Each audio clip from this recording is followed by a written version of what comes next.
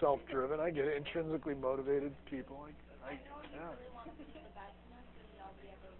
Oh, I understand how that might work. So, you guys, your question was pretty simple. It says a gardener noticed that some of the flowers on her plants were white. In previous years, they had been purple. We talked about this a little bit yesterday. It says write down a possible explanation for the difference. Well, let's see what you told me. Alternation of generation? No, it's not alternation of generations. That's a life cycle, right? Reproduction, well, that's part of it, but some lag here.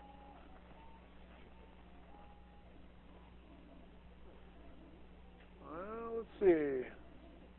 The purple flowers were dominant, and the white gene was passed on and was recessive, is what they meant to say. I got it. Hybrid, yeah, there is a hybrid situation going on for sure. Okay, they had recessive trait that reappeared later. That's true. We're going to talk about that today.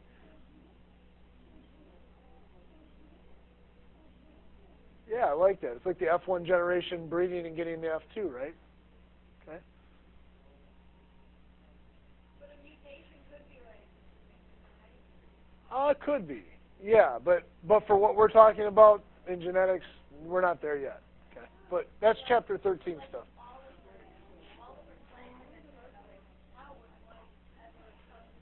Yeah, at some point to get a new allele, you would need a mutation. That's true. So today we're going to look at the patterns of heredity that Mendel hypothesized.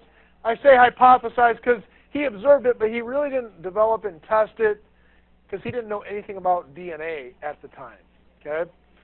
So, you guys, focus. So we'll talk about a couple of Mendel's laws, the independent assortment law and the law of segregation, and how genotype is related to phenotype. So this is kind of the base foundation day, and I know that screwed up. I forgot to fix that one. I screwed up. I changed my background. I know. Sorry. So the one in front of you right now is screwed up. I know that I have to fix that later. But Mendel developed several hypotheses to explain the results of his experiments. These hypotheses are what are called the Mendelian theory of heredity. Heredity is basically the study of how genes are passed on from one generation to the next. And it is the foundation of modern genetics, which is what we're going to be studying in the next two sections. So his theory explains simple patterns of inheritance, how we get things from mom and dad. And in those patterns, there's two of several versions of a gene that combine and result in one of several possible traits. And we're going to give traits a new name today. We're going to call them alleles. Everybody say allele. Say genes are alleles. Genes are alleles and traits. Genes, alleles, traits are all the same thing. Okay. Why they got to give three names of the same thing? I don't know, but we do. It's science. We got to make it hard, right? So, for a given character, you can have two versions of a gene, two versions of allele, or two versions of a trait. Okay. So the words need to be able to be used interchangeably, but we will use them at different times and for different reasons. Now I'm going to hop back to Peardeck because I should be on the right page. There we go. So everybody loves guinea pigs, right? Yeah. No? No? I actually stuffed a guinea pig once. That's a long story. I won't tell you about that. So let's take a look here and talk about these two guinea pigs. So if I told you something, where's my toolbar? If I told you something about guinea pigs, like let's say black, oh, that's a terrible color on that board. Let's say black is dominant. What would you know about, and let's say tan is recessive. Now, I'm drawing on some past knowledge you might have had with genetics right now. We will talk about more of this. But what can you tell me about this guinea pig based on that, yes, statement? How do you know? A male? So males are dominant? Sure.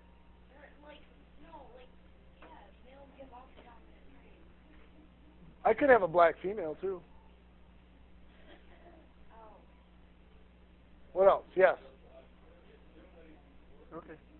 I was just talking about the He's saying, could I assume that he is this? Can I assume that?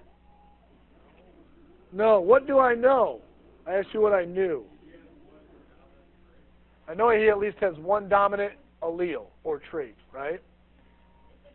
What do you know? Well, it doesn't matter. Let's say it's a girl.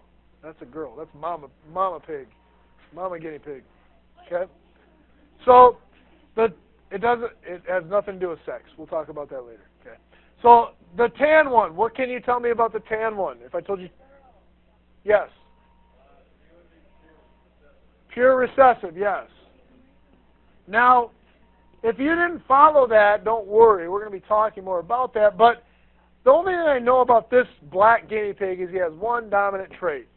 I don't know the other half of the equation because he could be big B, or he could be big B, little b, because you wouldn't be able to tell. Like I have brown eyes, okay?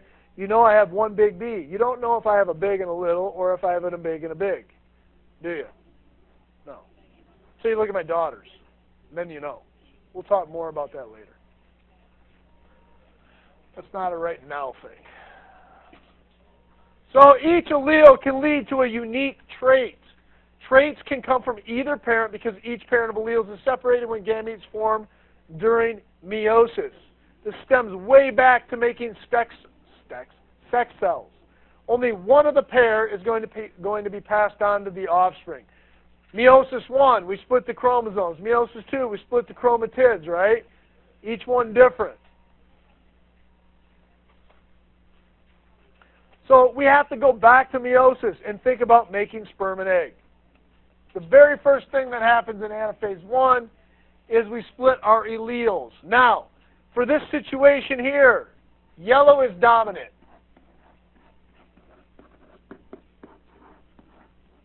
That's why we use Y, right? So the genotype of this parent is big Y, big Y. That's a pure generation, a parental pure generation. This parent is little y, little y. That's another parental generation. We cross them to get what? F1, otherwise known as a hybrid, where you have a big Y and a little y. So this is that first parental generation cross. Let me show you how I would expect you to show me that. First thing you would do is set up a cross. Pure parent, pure parent. Everybody say pure homozygous dominant. Everybody say pure. You're about to lose your phone. There's absolutely no other reason I would have a black coat over my lap looking down at my lap and not doing my notes in class unless you were doing something with your phone you weren't supposed to, right? Correct? This is nothing that you were born with. You need to learn this. Okay? Get focused. Everybody say homozygous recessive dominant. I'm sorry. Say homozygous recessive. Say homozygous dominant. Homozygous recessive. So they're both homozygous. Let's talk about that. What that word means. Homo means same, right? We get that. Zygous is referring to the zygote. Okay? So the combination of two alleles. What is it? Okay? So when we cross these, you guys have done those Punnett square things, right? You don't just automatically go into making four squares. That's what you did over in middle school. Here you need to decide before we make the square what you're going to do. This parent can only give what in its sperm or egg? Dominant. This parent can only give what?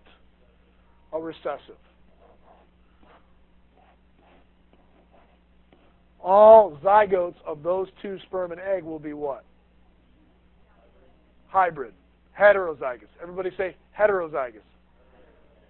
So a homozygous dominant and a homozygous recessive will always give me a hybrid or a heterozygous individual or child. We good here? Okay. What? I heard a no. How many people are freaked out because I didn't do a Punnett square? No? Okay. That's usually a big issue. So this is what is called a monohybrid cross. We don't call them Punnett squares anymore. Okay? Now we're going to call them monohybrid crosses. You'll find out why later when I make 16 squares in a dihybrid, why you don't automatically go to 4 squares. So you start to understand what happens when you're making sperm and egg. Half comes from mom, half comes from dad. So you have to split mom and dad up in sperm and egg. That's that first anaphase 1 of meiosis. Everybody remember that? Splitting them, cutting your chromosome number in half. So in an allele that is fully expressed whenever it is present, we say it is a dominant allele. It means it's going to dominate over the other one. So we understand dominance. And it has nothing to do with male-female. I know someone mentioned that earlier. Don't get that mixed up. You guys have 30,000 different characters. That means you have 60,000 alleles, and they can be dominant, recessive, either way. Doesn't have anything to do with X or Y chromosome, although some of them are on X and Y chromosome. We will talk about sex-linked traits later. So a recessive allele is expressed only when there is no dominant allele present. So that means that a recessive will be masked by a dominant. So traits may also be called dominant or recessive. An example of that would be my brown eyes. That is a dominant trait. Blue eyes, raise your hand if you have blue eyes. Okay, that is a recessive trait. In Bay City, we have more blue-eyed people because it's a Polish-German community, right? Okay. Really? Yeah. So now, let's think about this for a minute. What if I have 2 different dominant alleles? Everybody say codominance. Like type AB blood. Can I express both dominant alleles at the same time? Yes. Type AB blood. A and B are both dominant. And if you have one of each, one from mom, one from dad, you have type AB blood. Now, there is no such thing as type C blood. What if I got A and B together and they made type C? That'd be something brand new, right? Everybody say incomplete dominance. That's another type of expression where neither one's fully expressed. That'd be like red and white making pink, right? That's incomplete dominance. Yes? Nope. Hazel eyes are polygenic, and I don't even talk about them because they are partially they're a codominance and an incomplete dominance at the same time, but from 3 different characters. We don't need to get into that in here. That's like 64 squares in a Punnett square. We aren't going to get into that. Okay? So, yes.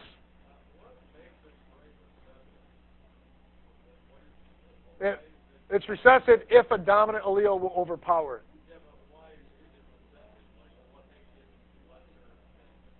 Because that is the gene that is expressed instead of the other. Yeah, that's why.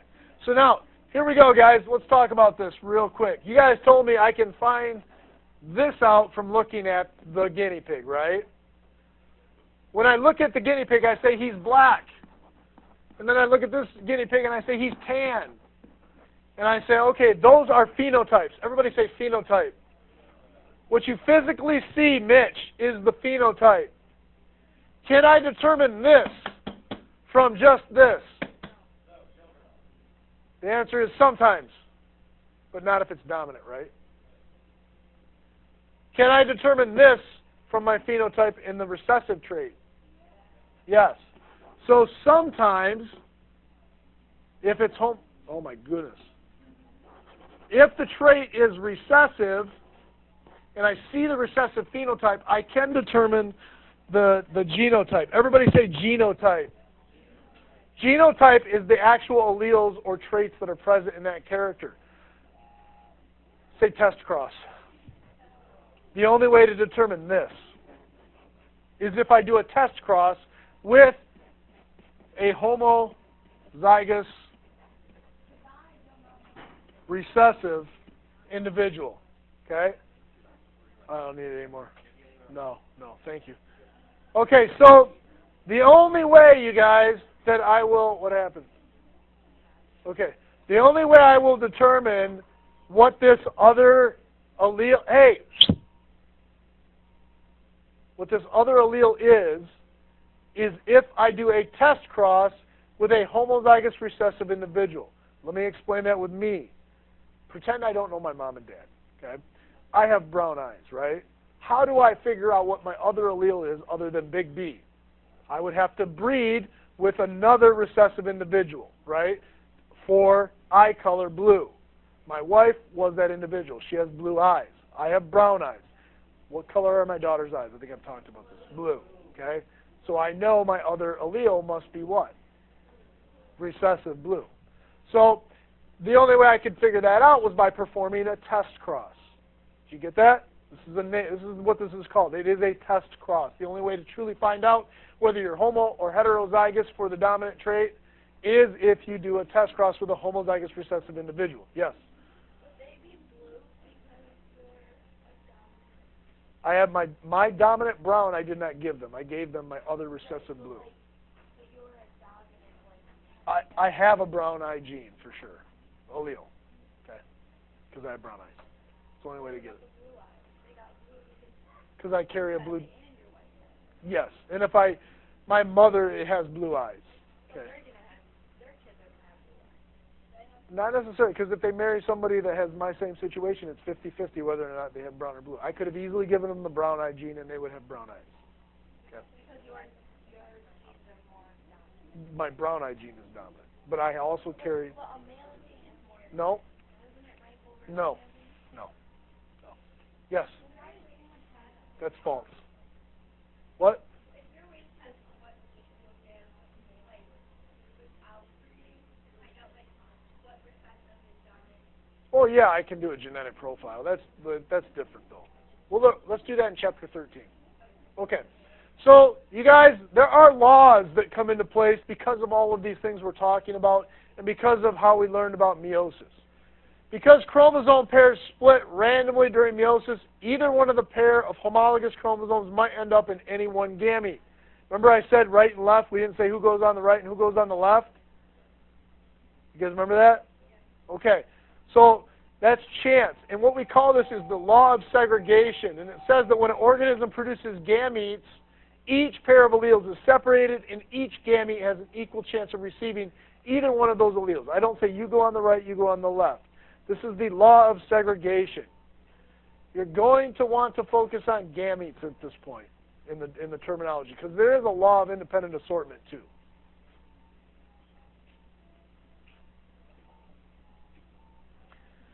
So scientists use a code of letters to represent the functions of alleles. A dominant allele is going to be shown as a capital letter. This is what we've been talking about. You guys know this part already. This letter usually corresponds to the first letter of the word for the trait. So if curly hair is the dominant trait, what letter should I use? C, right? Okay.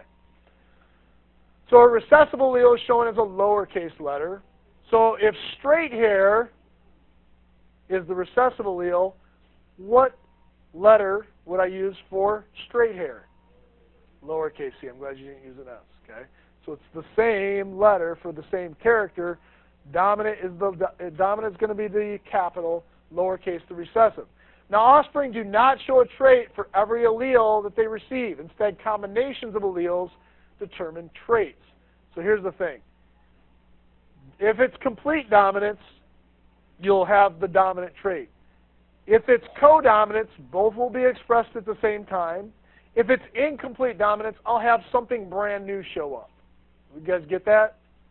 Okay. So a set of specific combinations of alleles that an individual has for a character is called the genotype, the actual genes involved. So my genotype for eye color is big B, little b. The detectable trait that results from the genotype set of alleles is called the phenotype. My phenotype is brown eyes, right? pH, pheno, physical. It's what you physically see in the individual. You look at me, you know my phenotype. Do you look at me and know my genotype, though? No. After the discussion we've had, you do, but did you? If I'm a stranger on the street and you see a stranger with brown eyes, do you know their phenotype? And you all go, sometimes, right? Okay. What if I had blue eyes? Do you then know my genotype from my phenotype? Let me explain that. So if you see blue eyes, you know it's a phenotype, but you can also, in that case, tell me, well, I know you must be recessive, Mr. Mason. Okay. Now, I cannot do this with hazel eyes. Hazel eyes are polygenic. I can't do it with green eyes. They're polygenic. But I can compare brown to blue, true brown to true blue. What if both your parents have blue eyes? Then you'd have blue eyes. There was a really evil man named Hitler that tried to create a whole population of people with blue eyes, right? Yeah, I would just. Yep. Well, yeah, you don't want to say that, you know. I get what you're saying, but yeah. Okay, so the genotype does determine the phenotype. You guys, what do I have to do? If I see a brown-eyed person, what would I have to perform in order to figure out their other allele in their genotype? A test cross by crossing them with a homozygous recessive blue-eyed person, right? Okay. That's a test cross. Everybody say homozygous recessive. Say test cross. That's how you perform a test cross, is with a homozygous recessive individual. What? So if Yep. both your parents have blue eyes, is that two uppercase B's? No, it's too low. Both have blue? Here. If both your parents have blue eyes, she asked, it would be this. Okay? There's no brown. You're telling, from what we've been talking about, blue eyes is recessive. Okay? And the only thing you're going to get in your monohybrid cross from either parent to get your zygote from sperm, egg, zygote, homozygous recessive. You're only going to have blue-eyed baby in that case. Okay? Yes?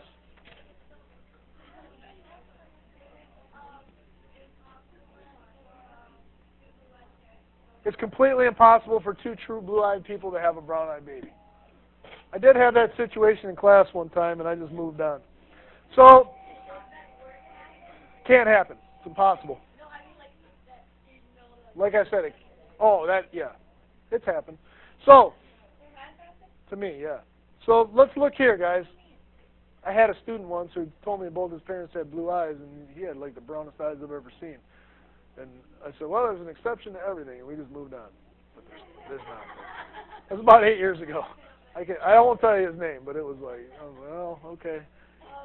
And you weren't adopted? No, okay. Something like that. Okay, so,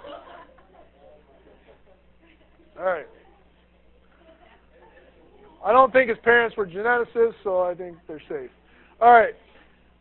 Let's talk about this situation from yesterday, folks.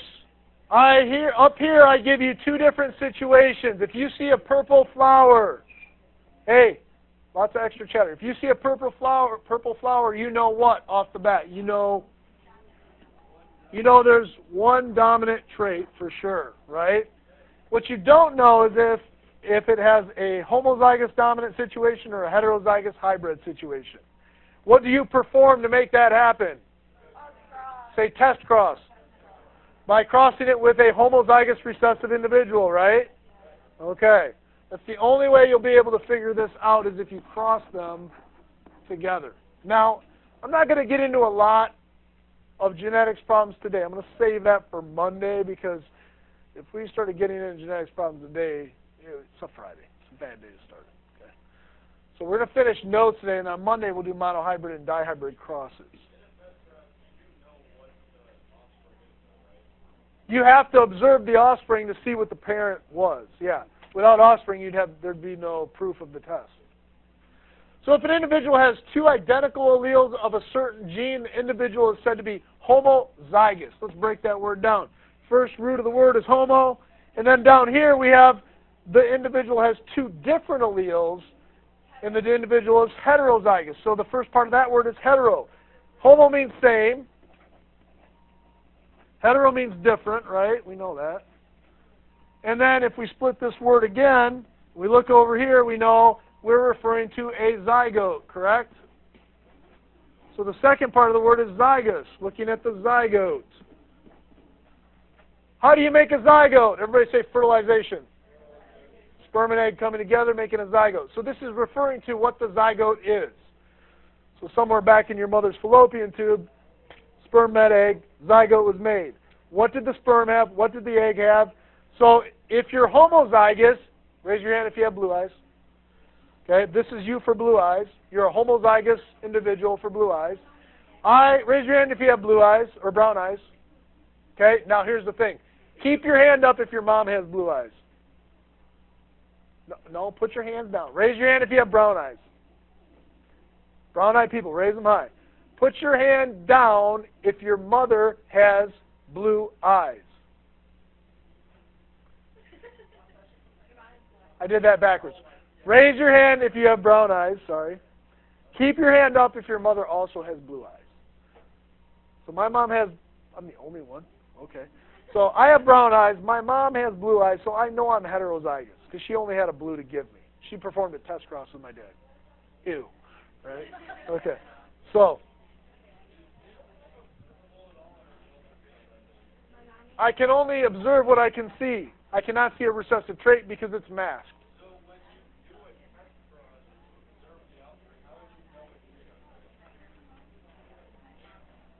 That's a good question. Let's look at it. So he asked this. Hey, guys, girls, you're going to have to do this next week a lot. Please pay attention. So I know this about myself. I needed to perform a test cross. My wife has blue eyes. This will work. So my wife, I know her genotype because that's the only way she's going to have blue eyes. We perform a test cross. Okay? And I know one thing for sure. I know that I can give either a big B or something else. My wife, though, is only going to give what? A little b, so I don't even need that other row. My mystery is like right here. What is my other allele, right? Now, if we have children, which we did, if all of my children had, let's say all of my children had brown eyes, what is the probability of me having a blue-eyed gene? Very slim. So I would say, well, I must be this then. But if I had a single blue-eyed child, I have two. I would know that I must also have or carry a recessive trait. So then I would know I'm heterozygous. That's what a test cross is. We're going to talk more about this next week. What color is the big B and blue? Big B is brown, little b is blue. So they have brown and blue? I carry a blue-eyed gene. In the second box, go down. Right there, what is that? That'd be brown because it has a dominant trait. Okay?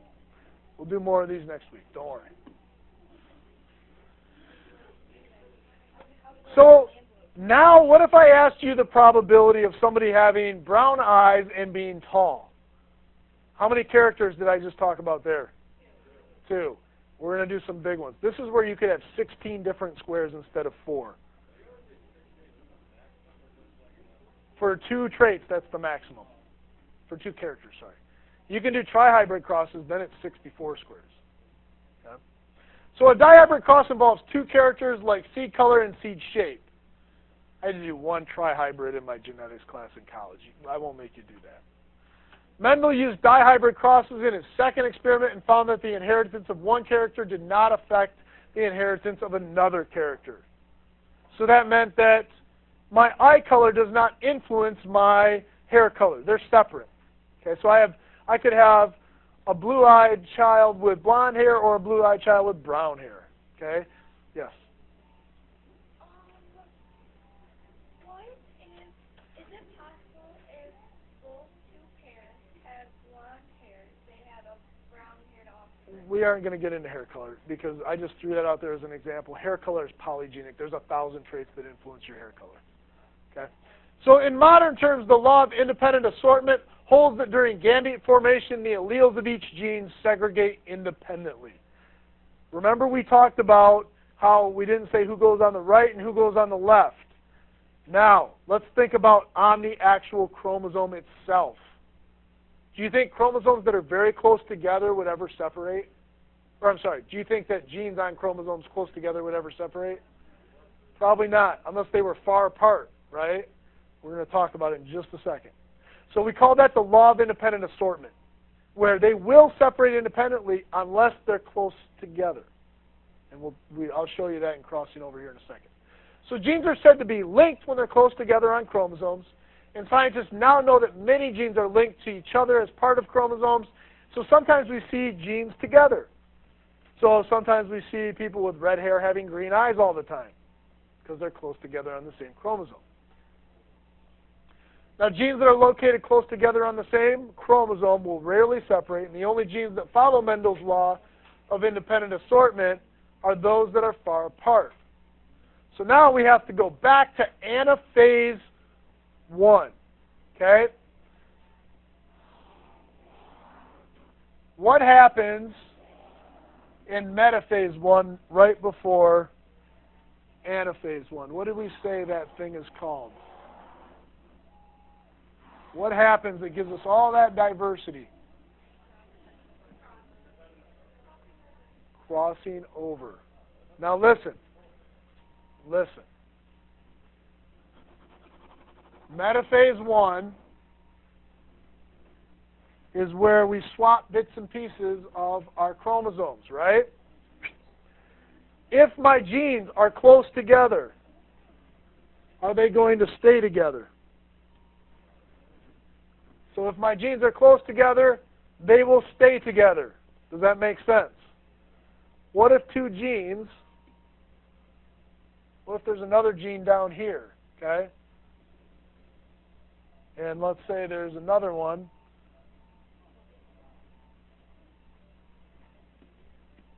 over here, okay? Are these going to be separated from these a lot of the time? Because they're far apart. This is the law of independent assortment. Listen, it's not time to give up and shake your head like it's an impossible thing. It's a very simple thing. If you're next to somebody in line, are you going to get separated from them if I swap chunks of the line? No. Your genes that are close together on the same line or same chromosome, you're said to be genetically linked. And it's only because you're in proximity to each other. So I'm always going to swap them together. Pretend it's like red hair and green eyes. I'm using that as kind of because it's almost like St. Patrick's Day, right? Little leprechauns. Okay. So, we good there? So the law of independent assortment will hold true unless genes are close together and on the same chromosome. Otherwise, they have the probability of being separated just like everything else.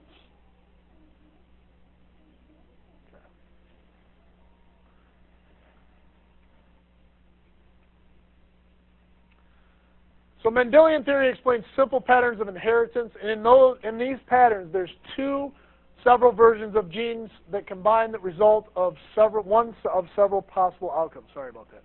So that means I could have brown eyes or blue eyes from two genes coming together. In my case, I got brown. If I had two blues, I'd be blue. And in modern terms, the law of segregation holds that when an organism makes gametes, each pair of alleles are separated, and each gamete has an equal chance of receiving either one of the alleles. Remember, we don't say who goes on the right and who goes on the left in metaphase 1. They separate independently of each other. So that's the law of segregation. And genotype determines phenotype. I cannot always determine phenotype or genotype from my phenotype. Sometimes I can if it's homozygous recessive. Okay?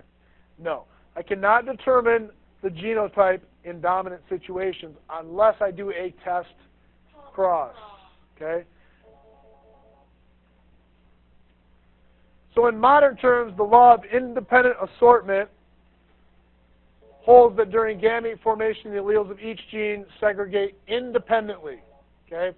That means that the alleles are going to randomly separate unless they're close together and on the same chromosome. Okay? Now, we will do problems Monday and Tuesday of next week. Lots of genetics problems. They're fun. They're not fun if you decide to not pay attention and do them with me. So come ready Monday to do a lot of probability and statistics. Now, your review for Section 2 is on Skyward. They are thinkers. Don't just try to answer them. Think about them. Have your notes out. You're going to need them. You're going to need your book. Okay? Your keys for Section 3 are due Monday as well. Keys and review due Monday.